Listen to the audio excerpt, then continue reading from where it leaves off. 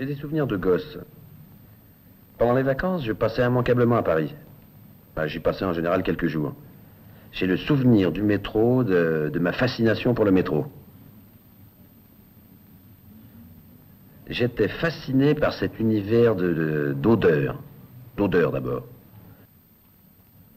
Cette espèce d'odeur électrique qu'on retrouve de temps en temps dans certaines stations, dans les vieilles. J'avais pas découvert d'ailleurs que c'était une odeur électrique. Je croyais que c'était une espèce de matière, que c'était lié à la matière qui forme les marches des escaliers, là où il y a les paillettes qui brillent. J'avais l'impression que c'était ça qui sentait, cette odeur d'électricité, de chaleur électrique.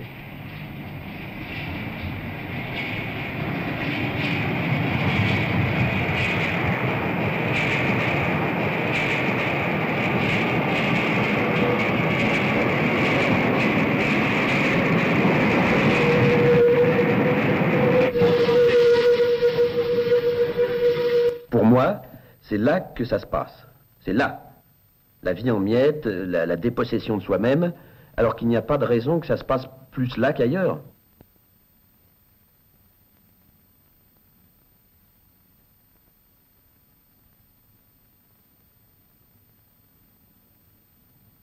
Tout peut se produire. Tout peut se produire dans cette espèce de tunnel. Et généralement, rien ne se produit. Mais il y a une espèce de violence, un potentiel de violence, d'agressivité. On se dit que tout peut arriver, mais on ne sait pas quoi. C'est ça qui est angoissant. Si on craignait quelque chose de particulier, on aurait peut-être peur. Avec la peur, on peut s'arranger, on peut se défendre, on peut faire quelque chose. Mais l'angoisse, c'est beaucoup plus pétrifiant. On a le sentiment d'ailleurs que les gens sont pétrifiés.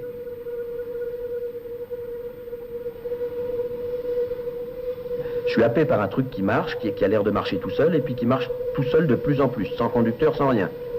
Ça se mécanise, ça s'automatise, ça tend de plus en plus vers l'anonymat.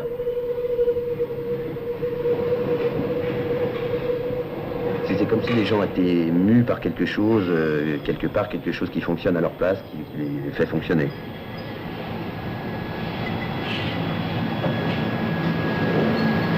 Tout fonctionne pour les empêcher de saisir la globalité, la globalité de leur existence, de leur vie. C'est très inquiétant.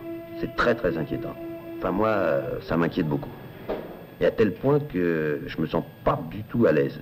Enfin même de moins en moins à l'aise.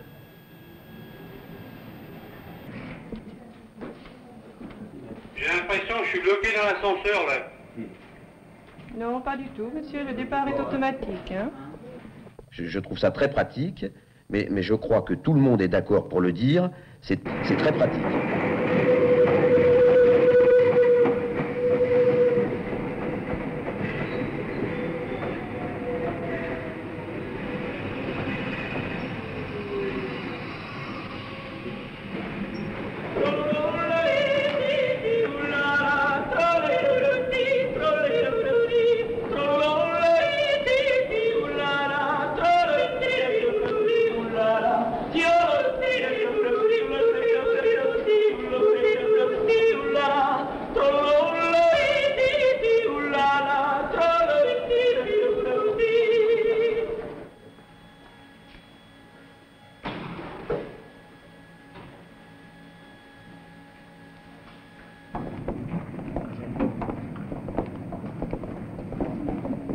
Je me mets toujours à la même place sur le quai de la station.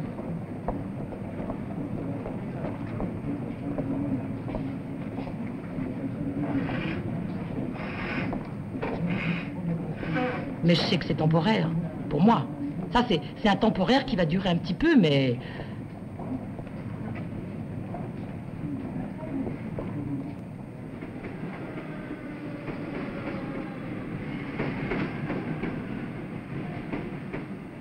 L'avantage, c'est qu'on n'a pas trop de questions à se poser. On s'arrange pour se réveiller qu'à la sortie du transport à la dernière minute, quoi.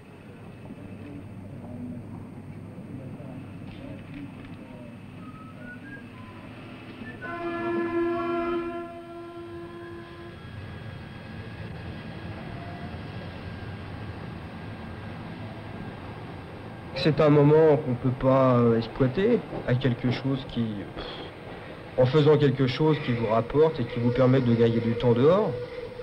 S'il y a un seul côté utile, c'est le moment qu'on utilise à lire son journal et peut-être s'il n'y avait pas les transports en commun, on lirait peut-être pas les journaux.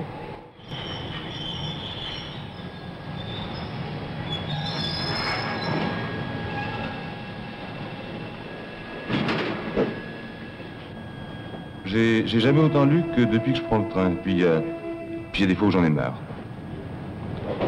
Non, faut pas non plus dire que le temps de transport est du temps perdu, parce que le temps perdu, ça n'existe pas. Non, je veux dire, on est toujours en train de penser à quelque chose.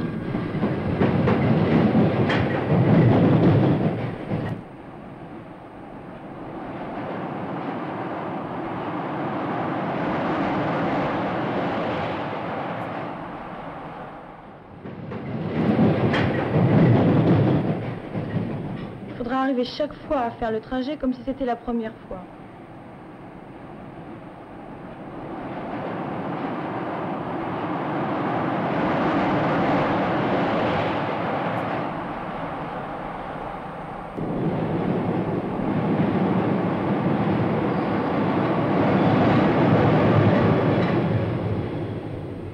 J'avais l'impression de vivre à moitié.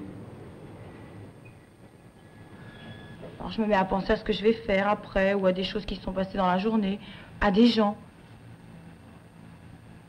Je peux très bien, pendant mon temps de transport, je peux penser à ce que je vais faire en arrivant, comment je vais m'y prendre pour faire bouffer les gosses. C'est ça aussi, se retrouver, prendre le temps de penser aux autres, de regarder les autres. Moi je regarde les autres, j'imagine ce qu'ils font. Ouais, on se laisse absorber par ce qu'on voit, je sais pas, une image, un geste, un individu.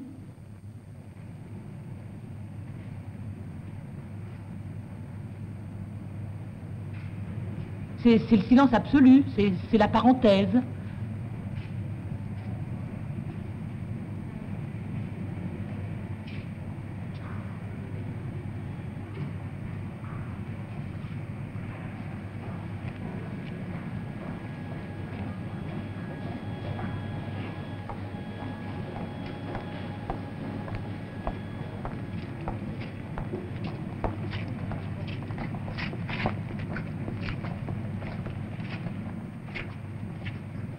Je sais pas, mais ça pourrait être autre chose, mais quoi?